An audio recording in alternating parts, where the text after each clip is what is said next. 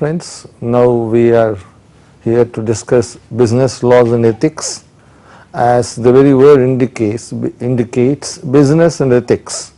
They might appear to be contrasting words, and one might of course be under the supposition that business is all about profits and profits can be acquired through any method. But the most important message that is being given here is that when a person does business, the business has to be conducted in an ethical manner, and the profits must be of course acquired, but profits must be acquired through methods which are within the parameters of the law, and morality, ethics, justice, they play a very important role, and through these proper methods only the businessman has to indulge in commercial transactions. Ethics form the basics, the insignificant part of the business community. Now when I talk about the introduction to this subject, I want to tell you that ethics encompasses the larger domain of human behavior. The three perspectives of human behavior are: extol the virtues of justice, charity and generosity, because these things are very pivotal for any businessman to indulge in commercial transactions.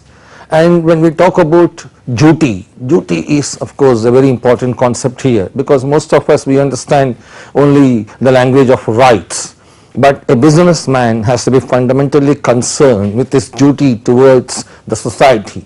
So the concept of duty is something which is central to morality, wherein we understand that every businessman owes an obligation towards the people in the society, and wherein he has to be ethical, moral and discharge his duty towards the society in a proper manner and to acquire profits in the proper method. And now we come to a very important point, that the conduct of business should be guided by the principle of greatest happiness. Now this is of course the doctrine of utility, wherein we say that the businessman of course is concerned with to make profits. He wants to make profits, but of course profits are important, but the businessman must believe in making the people in the society happy. That means the goods he delivers to the customers, the goods must be having that quality, and he must give his best to the consumers who approach him. So that way we believe in the greatest happiness of the greatest number. And a very important saying here is that it is socially irresponsible and economically damaging for business to be concerned with anything but business results. That means a businessman must not only be concerned with the business results, like how much amount of profit I got. Profit of course is one criteria, but as I told you earlier, the businessman must be concerned with ethical concerns also, ethical things also, moral things. So his only obsession must not be only how to make more profits. He must be concerned about his duty towards the society to make the people happy and to believe in charity and generosity, as I have already told you. Now when we talk about ethics, ethics are perceived to be benevolence. Benevolence means what? You have a benevolent attitude. That means you think about the benefits that should be given to others. So a person is benevolent. He believes in giving benefit to others. Charity and social responsibility. This word is a loaded word, social responsibility. Generally we understand that the responsibility is limited to the family level or to their friend circle, but then we talk about a bigger responsibility. It is social responsibility. As a human being, you are responsible towards the people in your society. So that social responsibility will give you a proper direction in doing your business activities. And now so far as ethics is concerned, it is the core of the business strategy, something very surprising. We believe that business strategies have got nothing to do with ethics, but it is the ethics behavior that attracts the customer who purchases your product, and if the product is having the quality and you believe in making him comfortable and you give him 100% result, and the customer will definitely come back to you because he believes in your integrity, he believes in your honesty, and that is where you develop goodwill. So goodwill is something which is the core of the business strategy, which of course can be acquired only through ethical and moral behavior. Of course, profits are important, but coupled with moral and ethical strategies, because it's also a strategy whereby the customer reposes confidence in you. And that confidence can be built, which will be of an enduring relationship between the customer and the businessman, and that of course which ethics plays a very important role. Now, so far as the business laws in India are concerned, these laws which are called as business laws, they regulate the business environment in the country, and these laws tell you how to go about doing business with of course the concern for the society. As I told you earlier, your duty towards the society, being charitable, being benevolent, and then being customer minded, not only profit minded, making the customer comfortable. So these laws basically, they regulate the behavior of the business people, business community, and ensure a very cordial relationship between the customer and the businessman. So the laws play a very important role in strengthening the concept of morality, ethics, social responsibility, social duty. So these laws are, now of course a very known fact is India is one of the top foreign investment destinations. Today the foreign countries, they want to invest in India because we are offering them that facilities in India whereby they can come to India, invest in our country, and then they can of course make our country prosperous through their investments, and in return they will get their profits. And why India has become a source for foreign investment is that we have ethical concerns in this country, we have moral concerns. So the foreigners believe us and they repose confidence in us, and that confidence, something which is a trust, we have to nourish it, we have to develop it further, we have to sustain it. So the major bodies of law in India affecting investment are the Foreign Trade Development and Regulation Act 1992, the Industries Act 1951, the Indian Contract Act 1872, the Sale of Goods Act 1932, the Negotiable Instruments Act, the Consumer Protections Act, the MRTP Act, the Companies Act 1956, the Customs Act, the Income Tax Act, the SEBI Act, and so many other acts, the Copyright Act, the Trademarks Act. So basically these laws, they regulate the business transactions and they infuse the moral and ethical elements into the business laws, so that the business is not only for profits but it has also social dimensions, ethical dimensions. So these laws cater to those very important ethical and social dimensions, and thereby make business a comprehensive word in the sense that it accommodates not only the commercial meaning but also has got the social, ethical and the moral meaning. Now when we come to the business ethics and values, now value is a very important word. Now values are of course important in business ethics, because these values which nurture the business and makes the customer look forward to the same business again and again. And as I told you, goodwill is a value. Now that value of course is not only on the basis of how commercially, because commerce without morality, that is a very cardinal sin, because commerce must be done through the principles of morality. And Mahatma Gandhi, the father of the nation, he said one of the biggest cardinal sins is to indulge in business without morality. So morality plays a very important role, and when we come to the values, we talk about two types of values. One is discretionary, meaning thereby it depends on your wisdom, and discretion is something which you use while doing the business in deciding what is right and what is wrong. And we have got non-discretionary values where you have got no other option, you have to follow the value. For example, now you got to understand which action of yours falls into discretionary realm and non-discretionary realm. For example, I can tell you a very important point here. For example, there is a leakage of gas, a dangerous gas. Now as a businessman, you want to run the industry, you want to run the machine, because that is the only way you want to, you can acquire more profits. But then when a dangerous gas is leaking, you must have a humanitarian concern. There of course the values are very important. Immediately you must put off the machine and you must ensure that the repair work is undertaken immediately. But then you don't do that, you are interested in profits. So you of course in the process make profits, but it's only a short term thing, because in the long term your business interests are damaged, socially irresponsible conduct from your side.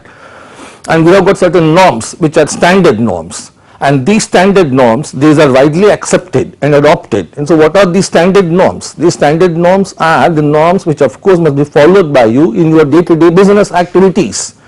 And we have certain other norms which are called as specific norms. Now these are very pertinent to the organization. Now the specific norms and the standard norms. Standard norms, they are to be uniformly complied with. Specific norms depends on the facts and circumstances of the particular situation. And now a very important saying here is unlearn to accept unethical practices. That means you must have the courage, the confidence, the conviction to say no. That means saying no is a very difficult thing, particularly to your bosses. But when it is unethical to comply with the orders of the boss, he may be boss, he may be the highest up in the ladder, but then you must have the courage even to say no to your boss, for the simple reason that it is an unethical order. For example, your boss is ordering you to do something which may affect the lives of hundreds of people or thousands of people, and because you are boss, you should not accept his order, for the simple reason that it is immoral, it is unethical. So you must say, you must learn to say no, and if you cannot say no, then of course you will comply with the order of the boss, and that should not be done. So unlearn to accept unethical practices. That's a very important thing. And now I come to, there are a list of 7 parameters to determine whether one's actions are ethical or not, and these parameters, my dear friends, are very important, and these parameters show you the proper guidance through which a business decision can be basically taken. The first important parameter is legal framework. Before you take a business decision, consult the law and try to understand whether the decision you have taken is within the parameters of the legal framework or not. And if it is within the legal framework, then only you have to undertake that particular work. Otherwise, you should not, because it is beyond the legal framework. In the same manner, we have got rules, procedures, and these rules and procedures, they are very important. They should not be bypassed at your convenience for the sake of making more profits. And the principles. Now the principles, they talk about the values. As I told you, values are very important. So values play a very important role. So rules, procedures, principles, and the fourth one, which to my mind is very important, is the sense of right and wrong. Now, what is the sense of right and wrong? Every human being is born with a conscience, and he understands. By the time he grows into an adult, he understands what is right and what is wrong. And what is right and what is wrong is inherently known to him. So before he takes any business decision, he has to consult his own conscience and see whether it's right and wrong or something which can be done. Trust and commitment, that's very important, particularly in business transactions. Trust is a very big word, because it is trust that is responsible for building up the relationship between the customer and the businessman. And the customer, he wants the businessman to believe in certain values, and it is those values which cement the relationship between the customer and the businessman. It is a trust and commitment.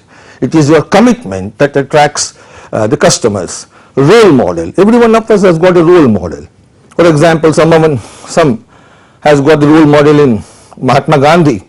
Someone has got a role model in Dr. Ambedkar. Some has got a role model in Nelson Mandela. So a role model may be your teacher, your friend, your mentor, your wife also, provided you can learn even from the persons who are younger to you in age. Now role model will show you the proper direction whereby you can conduct yourself according to certain values in your life. And check before you act. Check before you act means every decision you take, before you take the decision, you check whether it is according to the legal framework, rules and procedures, principles, sense of right and wrong, and then you decide whether the decision must be taken or not. Now, code of conduct for business executives, this is very important. Now, some of the code of conduct for business executives are, of course, very important. Now, avoid use of office resources for personal gain. This is something which is so familiar in India. We are fed up with it. We see many official resources being used for personal gain, but we should not do that, because that will become a very big crisis in developing confidence between the people and the business persons. And now it is unethical to tease your colleagues for personal shortcomings. So if you are the manager, don't tease your colleagues for personal shortcomings, that he is of overweight or he is very lean, and this type of personal comments must be avoided. And give due regard to women employees. And this is very important, because women also today, they work in public places, and of course that has become a reality in our country today very much. But so far as the women employees are concerned, they are being subjected day in and day out to sexual harassment. And our Supreme Court has given a very landmark judgment in the case of Vishakha, which of course is a very popular judgment. In that judgment, Supreme Court has given many guidelines as to how the women employees must be, how one must behave with the women employees and what amounts to a sexual gesture, sexual conduct, sexual harassment. These definitions are provided by the Supreme Court, and one should be very careful with regard to these parameters laid down by the Supreme Court. And women employees must be respected and do not show favoritism and ensure transparency. That's very important. Transparency is the key word in the global world. And now when we talk about maintaining the company's confidential information, that's very important. If you are an employee of the company, you have to maintain the confidential information, because that is where your employer is very much concerned with. And now trust your co-workers and fill them with responsibility. Don't make comments at their back and don't insult them, don't humiliate them. Think you are a family, and then and it is unethical to give false information to the government officers or to your employer. So don't give false information, and seniors should not take advantage of juniors for their personal work. Now these are some very important guidelines for the code of conduct for business executives. And finally, I would wind up this lecture by telling you that, my dear friends, ethics plays a very important role, morality plays a very important role, duty towards the society plays a very important role. So business is not only about making profits, business involves all these elements, which elements make business a comprehensive word, a word of comprehensive signification. So we of course must believe in these things, and that is how business must be done, through ethical and moral concerns. So finally, I would end up this lecture. But before I end up this lecture, I will tell you that if you have any doubts, you can consult our website. More information is provided there, and then you can consult it, enrich your knowledge, and thank you.